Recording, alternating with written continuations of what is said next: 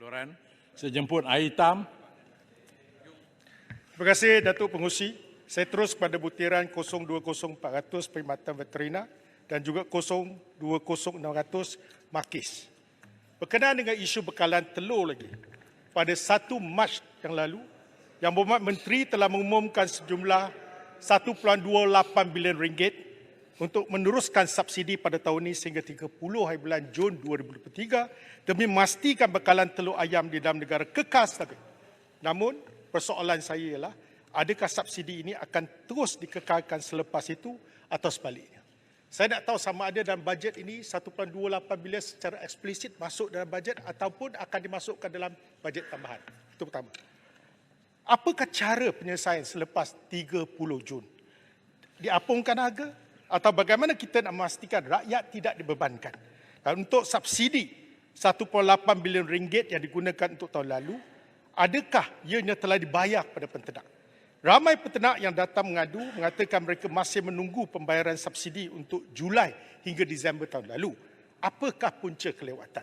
Seterusnya saya ingin membangkitkan isu yang telah tidak dijawab oleh Yang Berhormat Menteri dan ucapan sebelumnya mengenai keterjaminan kualiti telur yang dibawa masuk dari India.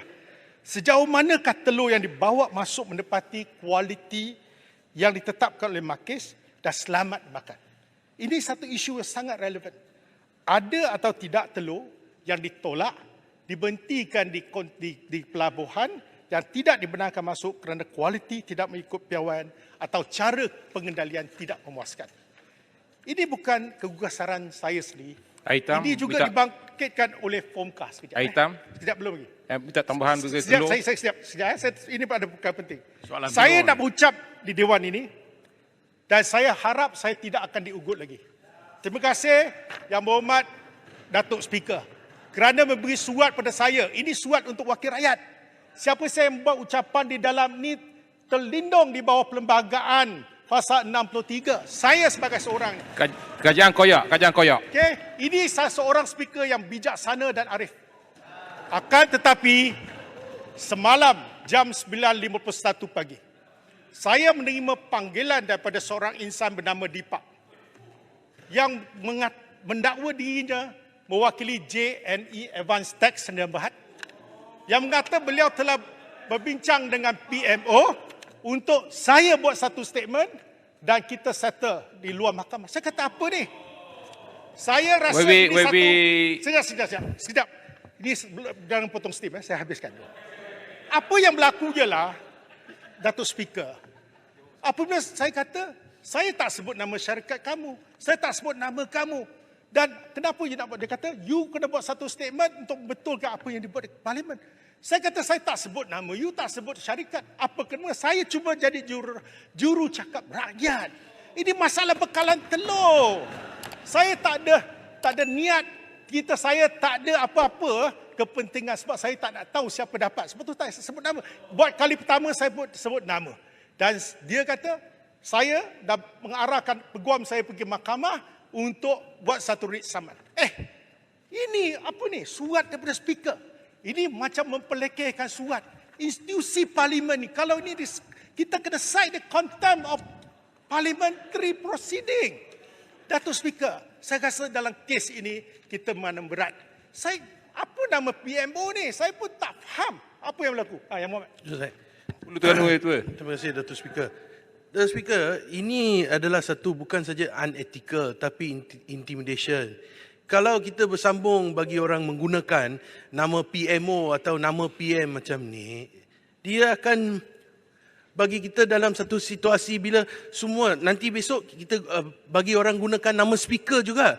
Jadi saya minta takkan YBI Hitam sebagai bukan saja ahli parlimen, sebagai parti presiden, takkan dia tak tahu apa yang betul-betul niat Perdana Menteri dengan pejabat Perdana Menteri.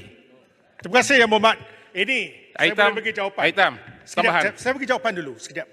Pada 22 Januari, hari pertama tahun baru Cina, Yang Amat Berhormat Perdana Menteri datang ke rumah terbuka. Saya bincang secara khusus tentang telur yang diimport daripada India. Saya tak setuju. Perdana Menteri dengar, saya kata kita kena cari satu penyelesaian. Saya rasa ini bukan arahan daripada Perdana Menteri. Ini orang pakai nama PMO ni. Ini yang jadi satu penyakit. Jadi saya rasa dalam kes ini, ia tak sepatutnya berlaku. Saya tidak rela diperkotak-katikkan sebagai bidak-bidak catur pada mana-mana syarikat yang mahu saya buat statement. Tak boleh.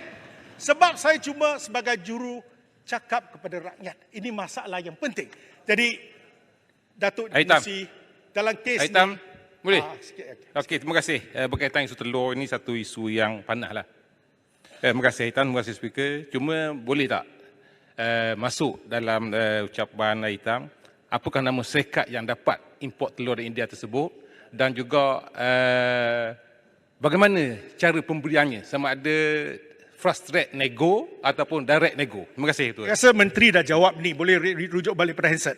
Ini sangat penting. Sebab tu untuk ahli parlimen di sana di sini tetap kita ada satu prinsip, kita sebagai juru cakap rakyat tak boleh diugut dengan apa cara sekalipun. Yang terakhir sekali, saya nak tanya di bawah butiran 040700 subsidi dan insentif nelayan. Di kawasan saya ada empangan bekuk dengan empangan sembrung. Di kawasan inilah ada nelayan darat, bukan tangkap di laut, darat, di empangan. Adakah mereka juga boleh menerima insentif sara hidup RM200? Ini saya minta supaya kerajaan pertimbangkan. Selama ini tidak ada. Saya minta supaya mereka ini boleh juga dimasukkan. Terima kasih. Baik, terima kasih.